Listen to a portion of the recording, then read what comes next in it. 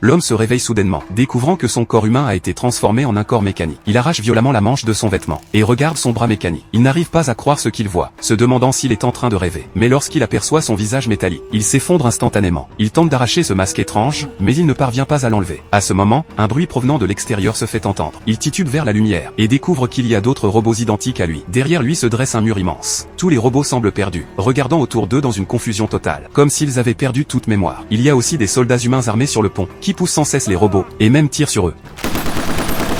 Le robot devant lui s'appelle Adam. Contrairement aux autres, il se souvient vaguement qu'il était autrefois un humain, mais il ne comprend pas pourquoi il est devenu ainsi. Soudain, une alarme retentit. Deux silhouettes noires se profilent à l'horizon, se rapprochant lentement. Les soldats sur les murs, comme s'ils avaient vu des monstres, rangent précipitamment leurs armes, et ordonnent à tout le monde de se retirer immédiatement. Adam est très perplexe, mais continue de marcher en avant. Lorsqu'il se rapproche, il réalise que les mystérieuses silhouettes sont elles aussi des robots, de puissants guerriers en armure, plus anciens et mystérieux. L'un des guerriers insère un dispositif dans le sol, puis lève le bras. Une onde d'interférence mystique se diffuse instantanément. Les écrans sur la poitrine d'Adam et des autres robots perdent le contrôle, comme s'ils étaient en train d'être purifiés. Une fois cela accompli, le guerrier se tourne et s'éloigne. Tous les robots, avec des visages perplexes. Adam se retourne. Le monde derrière les murs ne lui appartient plus. Qui est-il réellement ?